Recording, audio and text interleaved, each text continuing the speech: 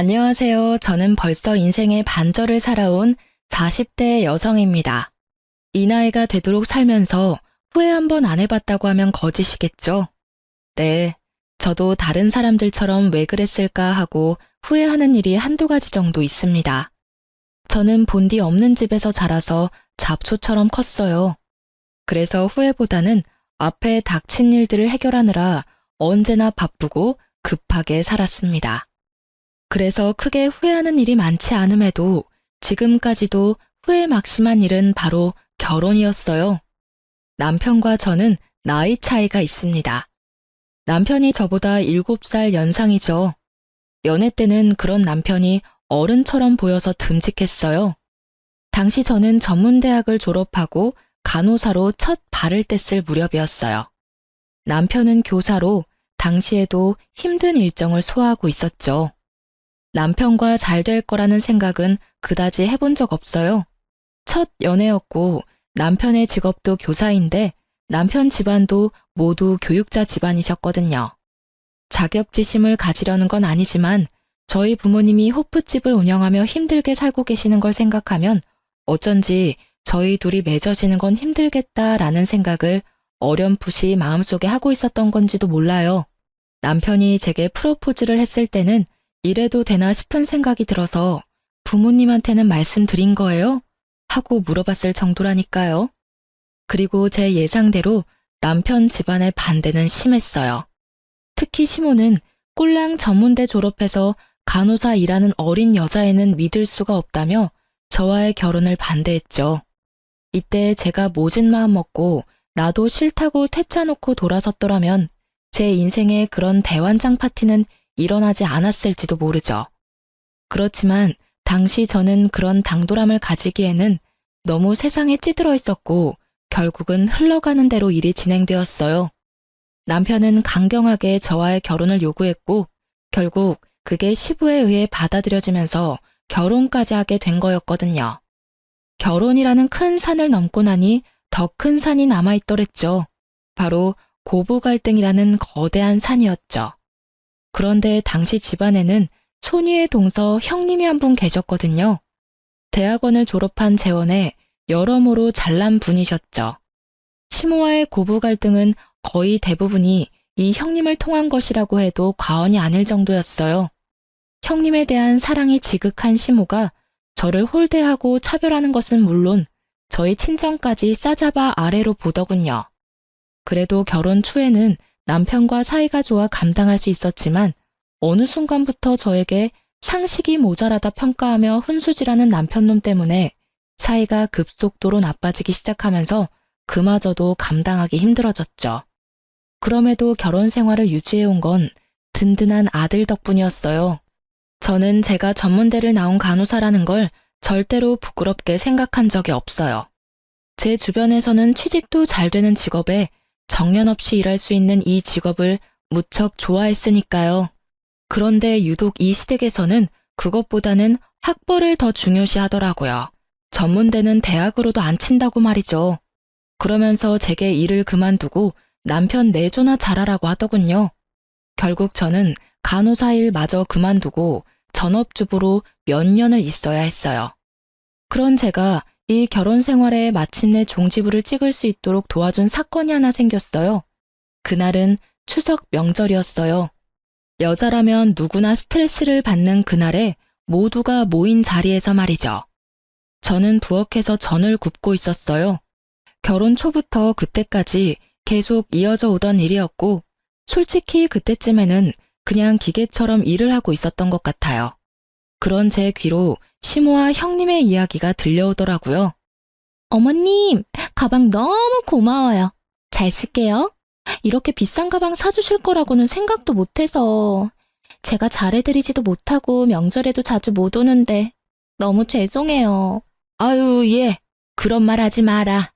너같이 번듯한 며느리가 있어서 나는 너무 좋아. 바쁘면 못 올 수도 있는 거지. 일은 둘째 시키면 되니까 걱정하지 말고. 걔야 집에서 놀면서 남편 덕만 보는 애 아니니? 그러니 이런 일이라도 열심히 해야 하는 게 맞으니까. 넌 그런 거 신경 쓰지 말고 편히 왔다 갔다 해. 그래도 동서 보기 미안해서 그렇죠. 이렇게 저만 또 가방 받고 나중에 차별한다고 저한테 뭐라 하면 어떡해요? 걔가 그런 마음 먹으면 그 길로 이 집안이랑은 끝인 거지. 솔직히 지가 여기서 전 구울 수 있는 것도 다 우리 아들 덕분이지. 안 그래? 어디 호프집 딸내미 주제에 꼴랑 전문대만 나와가지고는 반반한 얼굴로 아들 꼬셔서 이 집에 기어들어왔잖니. 할 줄 아는 건 아무것도 없고. 부모가 그 모양이니 애가 제대로 배우는 게 없지. 아유, 내 아들 원망스러운 적은 그때가 처음이자 마지막이었어. 이런 말을 몇 해나 들어왔음에도 익숙해지지 않은 건 왜였을까요? 정말 화가 나서 미칠 것 같은데 형님이 전 굽는 제 앞에 왔더라고요. 동서, 미안해. 일 많지? 어머님이랑 같이 백화점 가서 장 보고 오느라 늦었지 뭐야. 그러세요? 기름 튀니까 저쪽에 가 계세요. 저는 앞에서 알짱거리는 형님이 보기 싫어 치워버리고 싶었죠. 그런데 이 여자가 무슨 생각인지 시모가 선물한 가방을 이쪽 팔에 끼웠다 저쪽 팔에 끼웠다 하며 제 앞에서 알짱거리더라고요. 딱 보니 그 가방 자랑하고 싶었던 모양이에요. 제가 부러워하는 얼굴 하나 없으니 옆에서 더 왔다 갔다 하더라고요. 저기 나한테 화난 건 아니지. 난 동서가 전문대 나왔다고 해서 막 차별하고 그런 사람 아니야. 교양 있는 사람이 어떻게 그런 짓을 하겠어? 그런데 동서, 가방 좀 바꿔야겠네. 너무 오래 썼어. 내 가방만큼 좋은 건 아니더라도 동서도 좋은 가방 써야지. 그래도 교사 부인인데 그런 거 쓰고 다니면 다른 사람들이 비웃지 않겠어? 돌려까는 건지 뒤집어 까는 건지 조잘조잘 아주 하고 싶은 말은 다 하더군요. 가방을 칭찬받고 싶은 건지 칭송을 받고 싶었던 건지는 모르지만 저도 이쯤 되니 한껏 눌려있던 게 폭발했어요. 항상 듣던 말인데도 참을 수 없었던 것은 마지막에 한 말 때문이었어요. 동선의 아들이 엄마 이런 꼴하고 다니는 거 알아봐. 얼마나 부끄럽게 생각하겠어? 이 말이요. 남의 아들을 뭐라고 생각하냐고 소리치려다가 좋은 생각이 났죠. 저는 모른 척하며 팬에 기름을 듬뿍 둘렀어요. 식탁 위에 가스 버너를 올리고 팬을 얹어 전을 굽는 이 집안 특성상 전 구우면서도 상대방과 마주 볼 수 있었거든요. 제 바로 앞에 가방을 들고 서 있는 형님을 향해 커다란 육전을 철벅하고 뒤집었어요. 넉넉한 기름이 큰 면적의 육전과 만나며 순간 기름이 굉장히 절묘하게 형님의 가방을 향해 튀어간 건 제 의도와 딱 맞아 떨어졌죠. 이게 뭐야? 오늘 새로 선물 받은 가방에 기름이... 동서는 이런 단순한 것도 못해서 왜 이런 일을 만들어? 진짜 이걸 어째? 발을 동동 굴리며 귀한 명품 가방 살피는 형님 모습을 보며 저는 최대한 의아한 표정으로 낭창하게 말했죠. 방금 제가 기름 튀니까 저쪽에 가 계시라 했는데 왜 거기 계셨어요? 형님의 큰 소리에 시모와 남편이 무슨 일인가 싶어 부엌까지 달려왔더라고요. 시모는 자신이 사준 가방에 기름이 튄 걸 보더니 노발대발하셨죠. 아니, 이 비싼 가방에 왜 기름을 엎어? 너 자격지심이니? 너한테는 이런 가방 안 사줬다고 이렇게 못되게 구는 거야? 제가 그럴 필요가 뭐 있어요?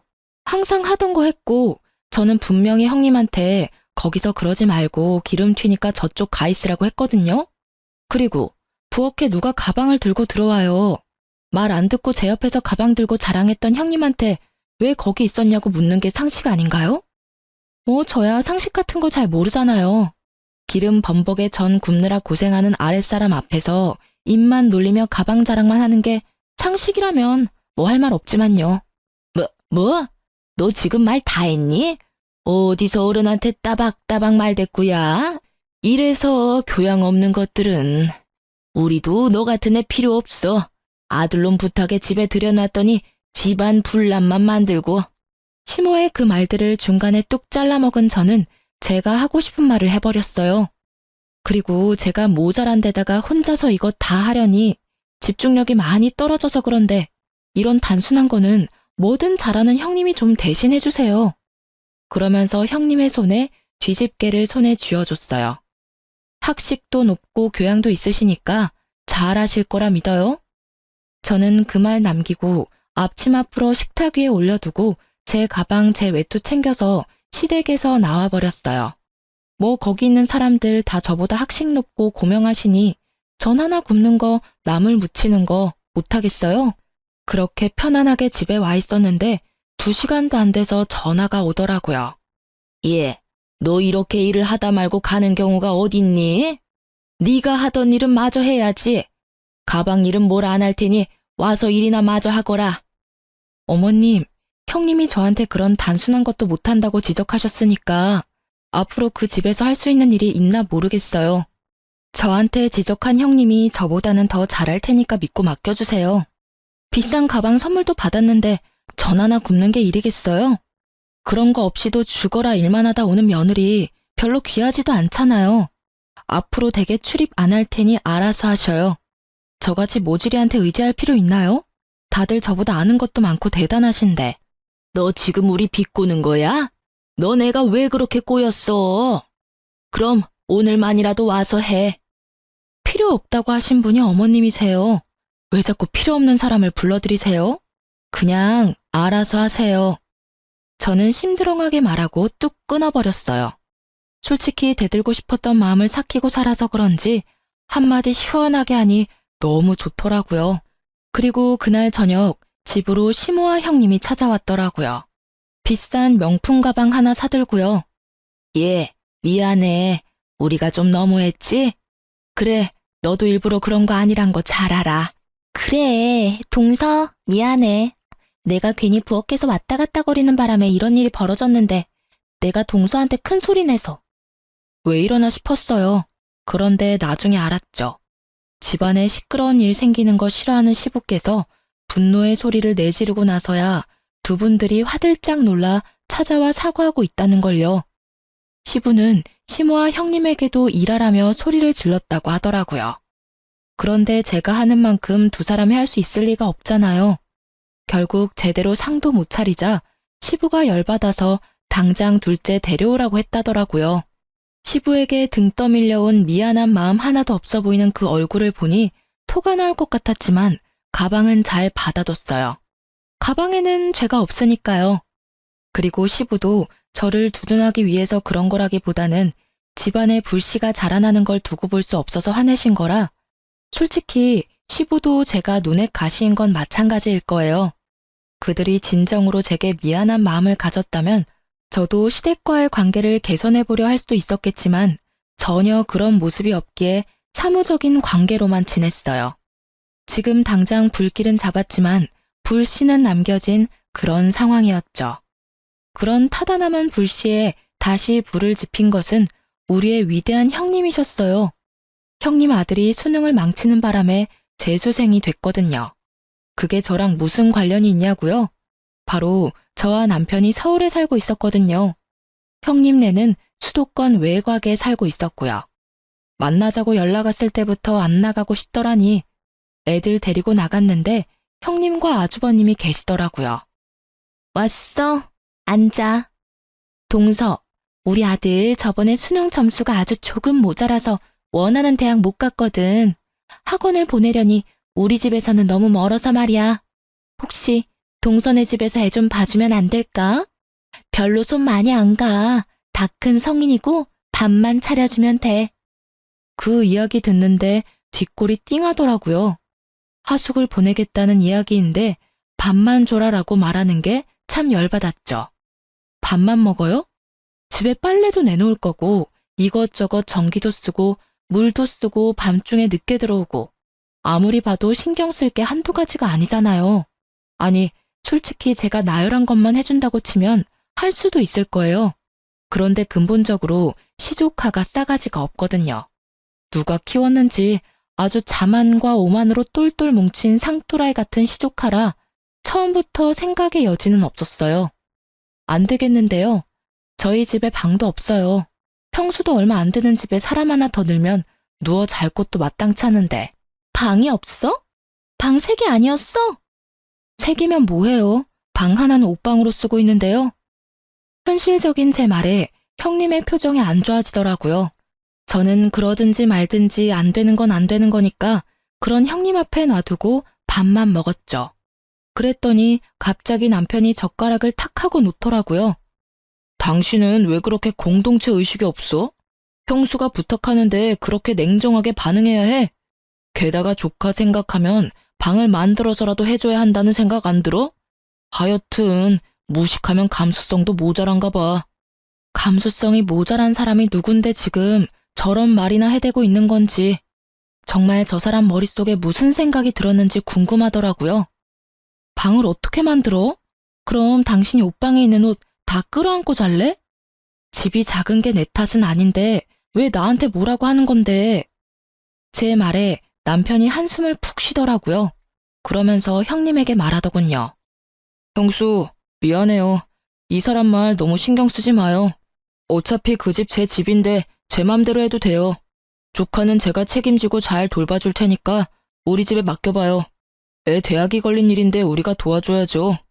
저는 한마디 하려다가 잠자코 있었어요. 고마워요, 도련님. 밥 많이 먹어요? 내가 뭐 해줄 건 많이 없지만 식사라도 많이 하고 가. 구체적으로 애를 맡으면 어떠한 식으로 살해를 하겠다는 말은 하지도 않고 그냥 사람 좋은 얼굴로 밥이나 먹는 남편을 보며 열이 받았지만 꾹 참았어요. 그렇게 밥을 먹으면서 어떡할까 생각하던 제 머릿속에 얼마 전에 연락 온 친구의 말이 떠올랐어요. 그걸 이용하면 되겠다 싶은 생각으로 남편에게 말했죠. 아 참, 그리고 나 다음 달부터 일하러 가. 옛날에 같이 일했던 친구가 동네 의원의 간호사로 오라더라고. 자리 비었는데 아는 사람이면 좋겠다 싶다고 해서. 조카 오면 자기가 잘 돌봐줘. 우리 애는 내가 챙길게. 당신한테 애 둘이나 맡기는 건 좀 그렇잖아? 갑자기? 그런 걸 왜 나하고 상의 한마디 없이 결정하는 거야? 당신 진짜 생각이라는 걸 하고 사는 거야? 그러게. 당신도 어차피 나하고 상의 없이 결정했잖아. 조카 받는 거. 그러니까 하나씩 주고받은 셈 쳐. 그러면 되지? 아, 그리고 당신은 내가 안 된다는데도 밀어붙였으니까 아예 내 말 같은 건 들을 생각도 없었다고 보면 되는 거지? 제 말에 남편은 말을 못 하더라고요. 지가 한 말을 그대로 해줬으니까요. 무슨 할 말이 있겠어요? 그렇게 조카와의 기묘한 동거가 시작됐습니다. 역시나 밥만 해서 해결될 문제는 아니었어요. 게다가 성인이 되니 술까지 마시고 들어오기도 하고 전화통화로 밤새 시끄럽게 굴기도 했죠. 저는 철저하게 사무적으로 대했어요. 아침밥도 우리 애 먼저 일찍 일어나게 하고 우리 애한테만 쏙 해주고 말았죠. 학원 마치고 집에 오는 아들 데리러 가는 것도 이제는 제 일이 되었고요. 다행히 제가 일을 시작해서 조카와 마주칠 일은 크게 없었어요. 그리고 남편은 열심히 조카 뒷바라지를 했죠.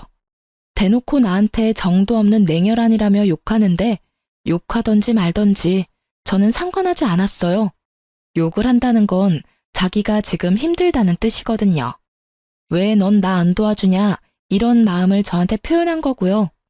아니 지가 원해서 저렇게 생고생하고 있는데 제가 뭘 도와줘요? 그리고 2달 정도 지나니 남편이 결국 백기를 들더군요. 도저히 못하겠으니 같이 도와달라고요. 미안한데 나도 바빠. 이렇게 될 줄 알고 내가 조카 받지 말자고 했잖아. 내 말 안 들은 건 당신이야. 당신 집이니까 조카한테 당신이 새로 집 하나 얻어주던지. 그 말을 듣고는 남편 얼굴이 잠시 동그래지더라고요. 무슨 생각을 하나 싶었는데 그 다음 날부터 시모아 형님이 저를 만나러 왔더라고요. 예, 잘 지냈니? 조카 봐주느라 고생이 많아. 일까지 하느라 힘든데 네 몸은 네가 챙겨야지. 조카가 많이 힘들게 하지? 조카는 남편이 알아서 잘 챙기고 있어요. 그런데 무슨 일로 오셨어요? 다른 건 아니고 동서. 우리 아들 동선의 집에 있으니까 힘들잖아. 여태껏 애 맡겨놓고 우리도 해준 거 없어서 동서 몸보신 좀 시켜주려고 왔지. 나가서 같이 소고기라도 먹자, 응? 왜 이러나 싶었지만 일단 따라갔어요. 그리고 한창 밥 먹고 있으니 남편까지 왔더라고요. 저 사람이 왔으니 본론을 말하겠지 싶었는데 생각지도 못한 주제가 흘러나왔죠. 여보, 당신 앞으로 빌라 하나 있잖아. 그거 혹시 담보대출 받아서 조카 집 전세금으로 지원해주지 않을래? 뜬금없는 그 말에 쉴 새 없이 움직이던 젓가락이 뚝 멈췄어요. 그래, 동서. 우리도 그냥 해달라는 거 아니야. 매달 돈도 좀 줄 거고, 나중에 대학만 붙으면 나머지 잔금도 다 돌려줄게. 아무리 생각해도 동선의 집에 계속 있는 건 무리잖아. 우리 애도 힘들어 보이고, 동선애도 힘들지. 그래, 내가 가만 보니 그냥 놔두는 거보다는 대출 내서 우리 장손 대학 갈 때까지만이라도 도와주거라. 어차피 그 빌라 네 명이라며? 이런 일에 작은 어머니가 돼서 도움 좀 주면 좋잖아. 저번에 너 집에 못 들이겠다고 해서 우리 장손도 마음에 상처 많이 입었으니까 그거 만회한다고 생각하고 해줘, 응? 그래, 여보. 솔직히 나도 요새 조카 보랴 일하랴 너무 바쁘거든. 아무래도 조카도 혼자 있는 게 더 편해 보이고. 우리 아들도 이제 곧 입시 준비해야 하는데 당신도 신경 쓰이잖아, 그치? 3억이면 돼. 많이 바라지 않아. 딱 3억만 어떻게 안 될까? 저는 들고 있던 젓가락을 식탁 위에 던지듯 내려놓고 식사를 멈췄어요. 남의 재산에 눈독 들이려 알랑방구 끼는 이 사람들 모습에 밥맛이 뚝 떨어지더라고요. 결국 그들의 아양과 아부를 받으며 저희는 집에 돌아왔어요. 대답이 없는 저를 향해 남편이 재촉하더라고요. 아까 내 말 생각해봤어? 담보대출 3억만 받으면 딱 될 것 같은데. 3억이 누구 집 개 이름이야? 지금 나더러 그 빌라 앞으로 대출을 받으라고? 내 새끼도 아닌 남의 새끼 때문에? 당신 진짜 미쳤어? 그게 어떤 건데 그걸 탐내. 우리 부모님 살고 계신 집이거든? 빌라가 제 앞으로 하나 있기는 했어요. 그치만 그 빌라가 순전히 제 것만은 아니었거든요. 제가 무슨 수로 돈을 모아서 그런 빌라를 가질 수 있겠어요. 부모님들이 피땀 흘려 모은 돈, 그리고 제가 고등학교 시절부터 알바며 간호사 일 해가며 번 돈들이 모두 들어간 건물이었어요. 물론 샀을 때부터 크게 돈은 되지 않은 낡은 집이었지만 최근 그 빌라 앞으로 재개발이 걸려 있었거든요. 어릴 때 제대로 해준 거 없어 미안하다며 부모님이 굳이 제 명의로 해준 것 뿐이고 현재는 부모님이 살고 있는 집이었죠. 아니, 누가 그 집에서 부모님 내쫓자고 했어? 그냥 담보대출만 받으면 되잖아. 어차피 다 낡아서 사줄 사람도 없는 빌라, 대출이라도 받아서 좋은 일 하면 당신도 기분 좋잖아. 이 이야기를 들으니 남편은 그게 재개발이 안 될 거라고 철석같이 믿고 있는 것처럼 보였어요. 당신 잘난 머리통에는 그 생각밖에 없어? 난 안 해줄 거야. 아니, 못해. 내가 왜 그걸 해줘야 해? 내 아들 이야기면 나도 어떻게든 해보겠는데 내 자식도 아니고 남의 자식이래. 왜 내가 거기까지 해야 하는데. 당신이야말로 미쳤지. 당신 애한테 그만큼 정성을 쏟아봐. 당신 진짜 이렇게 비협조적으로 굴 거야? 좋아, 당신 이러는 거 나도 이제 못 참아. 무식한 여자 데리고 살아줬으면 고맙다고 해도 모자랄 판국에 집안에 화근만 만들고. 직장일 나간다고? 난 허락 못하니까 직장 다니려면 이혼해. 당신이 어디 나 없이 제대로 살 수 있겠어? 내가 왜 못 살아? 나도 이제 직장 생겼고 충분히 혼자서 살 수 있어. 내가 여태껏 너희 집에서 그 수모 당하면서 왜 살았는데 너 때문에 산 줄 아니? 내 아들 때문에 살아준 거야. 내 아들이 여기 있으니까. 애도 컸으니까 나도 이혼 걱정 안 해. 당신이랑 저 시댁 사람들 얼굴 보느니 이혼하는 게 나도 차라리 맘 편하지. 이혼하자는 남편의 말에 저도 덩달아 좋다고 이혼하자고 말했어요. 남편이 제 말에 도리어 놀라더군요. 그만큼 수동적으로 살아온 제가 이만큼 남편에게 대놓고 이야기하는 건 처음 있는 일이었거든요. 분위기는 냉랭해져 갔고 남편 놈은 저의 이혼하자는 말이 열받았던지 그 다음날 바로 이혼 서류를 들고 왔더라고요. 하자면 누가 못할 줄 알았나 보죠? 저는 서류 작성하고 내친 김에 남편에게 친권과 양육권 이야기까지 꺼냈어요. 이쯤 되니 남편도 당황하더라고요. 당신 진짜 나랑 이혼할 생각이야? 정말로 당신이 혼자서 집 살 수 있을 거라고 생각해? 애도 이제 고등학생이야. 입시 준비하려면 안정적인 환경이 필수라고. 나한테 화나서 이렇게 막 나가는 거면 내가 여기서 이해해 줄 테니까 그만해. 당신 이러는 건 당신은 물론이고 아들한테도 좋지 않아. 당신한테 화나서 이러는 거 아니야. 충분히 생각했고 그보다 더 긴 시간 동안 고민한 일이야. 제 말에 남편은 점점 급한 모양새였어요. 홧김에 꺼낸 이혼 이야기가 진짜가 될 줄은 몰랐나 보더라고요. 저는 남편이 당황하든 말든 이혼을 착착 진행해 나갔어요. 이혼 전문 변호사와 연락까지 하고 나니 남편도 제가 장난치는 게 아니라는 걸 깨닫고는 절 붙잡고 이야기하더라고요. 당신 진짜 이혼할 거야? 아니 왜 갑자기 이야기가 그렇게 되는데 나하고 헤어져서 잘 살 자신 있어? 그리고 아들은? 우리 아들 없이 당신 살 수 있어? 아들? 같이 데리고 갈 거야. 저번에 당신이 이혼하자 이야기했을 때부터 아들이랑 이야기했어. 어떻게 할 건지 아들한테 결정하라고 했고. 다 컸잖아. 자기 손으로 선택할 수도 있지. 제 말에 남편이 놀라 아들을 부르더라고요. 방에서 공부하던 아들은 심드렁한 표정으로 밖으로 나왔죠. 야, 너 말해봐. 엄마랑 무슨 이야기 했어? 엄마랑 아빠랑 이혼한다는 이야기 들었어? 네, 다 들었어요. 아버지가 이혼하자고 하셨다고 하던데요. 그래서 엄마가 저는 선택할 수 있는 입장이라고 저한테 가장 좋은 쪽으로 선택하라고 하셨어요. 야, 엄마랑 아빠 이혼 안 해. 아니 설사 이혼하더라도 너한테 그런 선택권은 없어. 아빠 곁 말고 네가 있을 곳이 있어? 잘 생각해봐. 너네 엄마 이제 막 직장 들어가서 일해봐야 얼마나 더 하겠냐? 게다가 엄마는 집도 없잖아. 아빠가 무슨 말씀하시는 건지 잘 알겠습니다. 그런데 저는 무조건 엄마 따라갈 거예요. 아들의 말에 남편이 흥분을 감추지 못하고 소리를 질렀어요. 왜 네가 엄마를 따라가?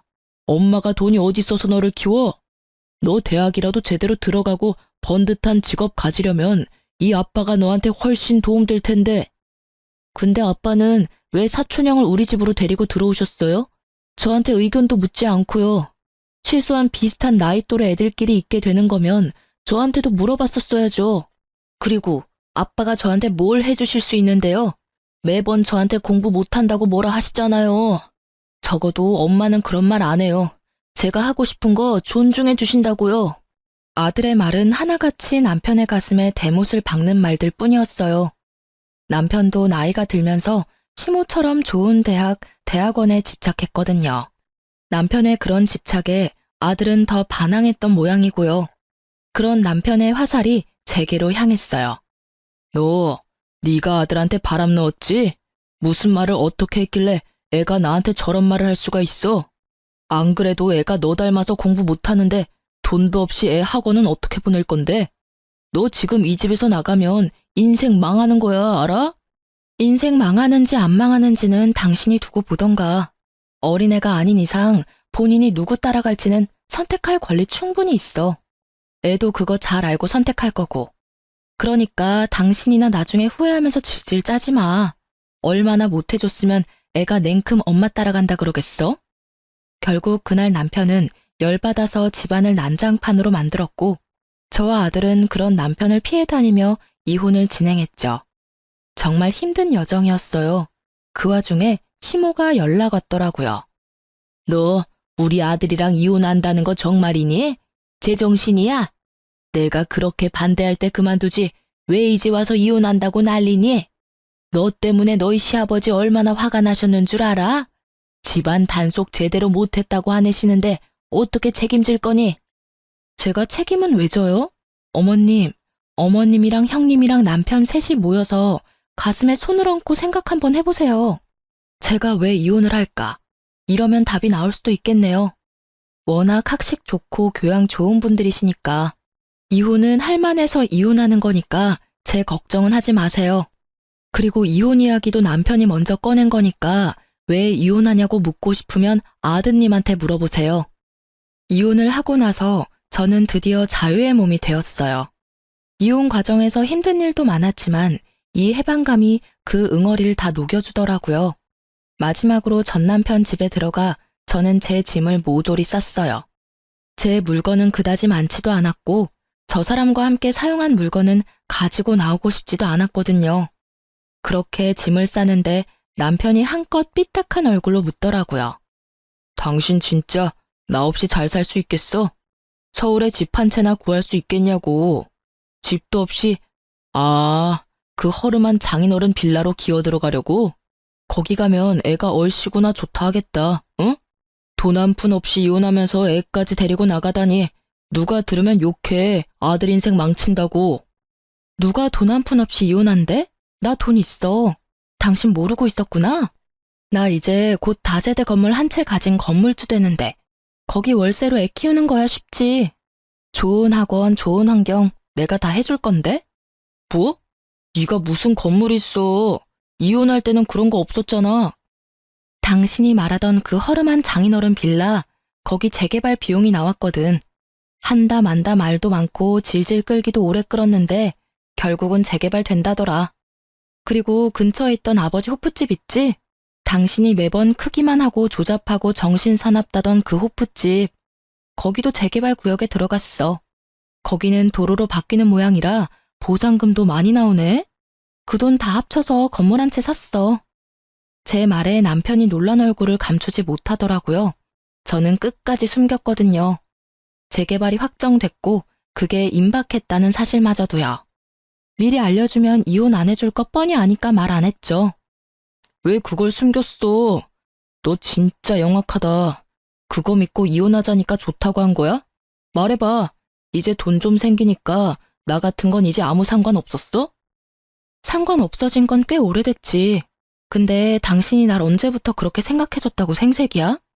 솔직히 결혼하고 해가 지날 때마다 당신 어머님이랑 똑같이 나 무시했거든?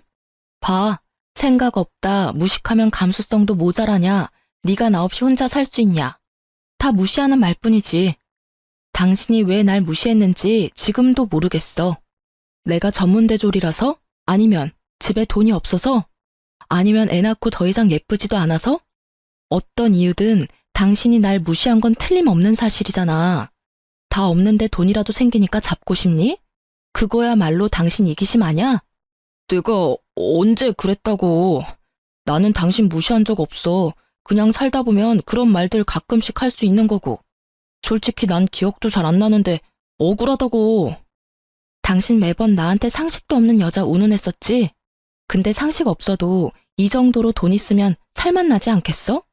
무려 건물주인데 월세만도 얼마야? 설마 당신 그거 가지고 아들한테 바람 넣었어? 엄마 건물주 된다고? 그것만 가지고 넘어왔겠어? 나는 대신 아들한테 하고 싶은 거 하게 해준다고 했을 뿐이야. 자기 꿈을 펼칠 생각에 너무 즐거워하더라. 당신이 바라는 교사 아들 너무 싫대. 그래서 내가 아들이 진짜로 바라는 걸 주기로 한 거지. 언제나 무시하던 아들이랑 마누라한테 버림받은 기분이 어때? 남편 얼굴 보는데 너무 고소하더라고요. 어찌나 통쾌하던지. 그 일그러진 표정을 사진으로 찍어두고 싶을 만큼요. 그렇게 저는 짐을 다 싸서 아들과 나왔어요. 제가 집 나올 때 시모가 저한테 찾아와서 쌍욕을 다 하고 난리도 아니었어요. 그 점잖고 교양 있으시던 분이 말이죠. 제가 건물주가 됐다는 말 한마디에 아주 눈에 불을 켜고 찾아왔더라니까요. 너희 못된 년, 네가 감히 우리 아들을 가지고 놀았어? 이래서 사람 함부로 집에 들이는 거 아니라고 했는데. 그래, 우리도 너 같은 년 필요 없어. 가족들 힘들 때 도움 줄 생각도 하지 않고 자기 실속만 차리는 너 같은 건 우리 집안에도 필요 없는 사람이야. 그리고 네 아들도 마찬가지야. 공부도 못하는 핏줄 우리 집안에는 필요 없는 짐덩어리야. 나가봐. 너희들이 잘 살 수 있을 것 같지? 너네 여태껏 잘 산 거 다 우리 아들 덕분이야. 저한테 막말을 퍼붓는 게 아니라 제 아들에게까지 그런 말을 퍼부으니 저도 가만히 있지 못하겠더라고요. 공부. 그 집안 사람이 뭐가 그렇게 잘나서 다른 사람 욕해가면서 자기들 잘난 거 광고하고 다니세요? 누가 보면 그거 욕해요. 매번 교양 찾는 분이 그거야말로 교양 없는 짓이란 거 모르고 계세요? 그리고 그 집안에 필요 없는 짐덩어리는 우리 아들이 아니라 그 집 장손이겠죠. 그렇게 애지중지 오냐오냐 감싸도는데 아시잖아요. 저는 우리 아들 그렇게 안 키워요. 하고 싶은 거 하도록 키울 거예요. 그리고 이제부터 저희는 남남이니까 그런 말 삼가주세요. 결국 그렇게 이야기 마치고 저희는 새 집으로 돌아왔어요. 아들에게는 쉬엄쉬엄 공부하라고 했어요. 엄마 아빠의 이혼으로 아이 공부가 제대로 안 된 것 같아 미안한 마음뿐이었죠. 하지만 아들은 도리어 저를 위로해 주더라고요. 할머니한테 그런 소리 들은 거 마음 아프지 않냐고요. 저는 아들에게 그런 소리 전혀 마음에 담아두지 않는다고, 그러니까 너도 그런 소리 담아두지 말라고 당부했어요. 자신의 존재를 친할머니에게 부정당한 아들에게 더 이상 상처 주기 싫었거든요. 그런데 그 일이 있은 후부터 아들이 공부를 진지하게 생각하더라고요. 그리고 수능이 끝나고 저희 아들은 서울에서도 유명한 공대에 들어갔어요.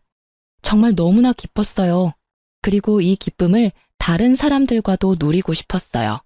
아들을 폄하한 시모와 전 남편에게요. 어떻게 연락을 할까 고민 중이었는데 전 남편에게서 연락이 먼저 왔더라고요. 아들 수능은 잘 쳤어. 수능 끝난 지 좀 됐는데 좋은 소식 아닐까봐 연락을 못했네. 아들은 좀 괜찮아? 아들이 무조건 수능을 망쳤을 거라 생각하는 전 남편의 목소리에 저는 웃으며 말해줬어요. 괜찮아. 그래도 자기가 원하는 데 들어갔으니 된 일이지. 중요한 건 만나서 이야기해. 애만 보낼까? 아니야, 당신도 와. 어차피 당신이 애 엄마고 서로 재혼도 안 했는데 편하게 봐. 저는 좋은 구경하겠다 싶어 아들과 함께 오랜만에 전 시댁 식구들과 만나기로 했어요. 그래, 어서 와라. 너 수능은 잘 쳤냐? 아들 보자마자 그렇게 묻는 남편을 보니 웃음밖에 안 나오더라고요.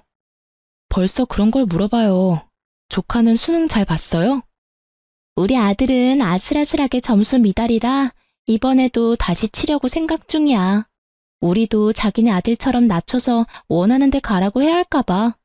너무 높은 데를 지망하다 보니까 항상 아슬아슬하게 떨어지네. 삼수나 한마당에 정말로 아슬아슬했는지는 모르겠지만 그렇게 말하는 걸 보니 웃기더라고요. 조카는 여전히 당신이 봐주고 있어요? 그래, 어차피 방도 남아도는데 내가 봐줘야지. 우리 집안 장손일인데, 그리고 조금만 더 하면 될 것 같으니까. 여전히 사서 고생하고 있는 전 남편을 보니 웃기지도 않았어요. 그래서 너는 어디 붙었어? 지방대는 아니지? 네, 서울에 있는 대학 붙었어요. 공대요. 공대? 너 그쪽으로 관심 있었어? 무슨 공대 들어갔는데? 서울에서 제일 유명한 공대 들어갔어요. 원래 목표는 대전에 있는 공대인데 아무래도 거긴 중간부터 들어가기에는 너무 힘들더라고요. 그래서 차선으로 봐뒀던 곳으로 들어갔죠. 아들 말에 시댁 식구들 얼굴이 굳어가는 걸 보고 어찌나 즐겁던지요. 니들이 그렇게 무시하던 내 아들이 이 정도로 대단하다는 걸 보여주고 나니 정말 묵은 채증이 다 내려가는 것 같더라고요. 그러니까요. 원하던 곳에 못 들어가서 얼마나 속상해하는지. 거기도 좋은 곳이라고 이야기하긴 했는데 제 나름대로는 열심히 해서 그런지 아쉬움이 많더라고요. 네가 진짜 거길 들어갔어? 정말로? 못 믿는 것도 당연하죠. 저는 아들 수능 점수표를 가지고 와서 보여줬어요. 그걸 보는 남편 얼굴이 활짝 피었다가 다시 어두워졌다를 반복하더라고요. 그럴 수밖에요. 그렇게 머리 나쁘다고 욕한 아들 녀석이 좋은 대학에 들어가서 기분은 좋은데 그 아들이 온전히 자기 자식은 아니라는 생각이 들었을 테니까요. 형님은 아예 입도 떼지 않고 테이블만 쳐다보고 있더라고요. 예, 네가 진짜 우리 집안 핏줄이구나. 세상에 이렇게 잘난 손주를. 예, 안 되겠다. 손주 다시 데려와야겠어. 우리 집안에 이렇게 머리 좋은 애가 어디 다시 나오겠니? 데려가고 말고 할 것도 없어요. 아들이 이제 성인인데 본인이 알아서 행동하겠죠. 그 집안에 다시 가고 싶으면 가고 싶다고 할 거고, 저는 아들이 전 남편 만나고 싶다고 하면 말리지는 않을 거예요.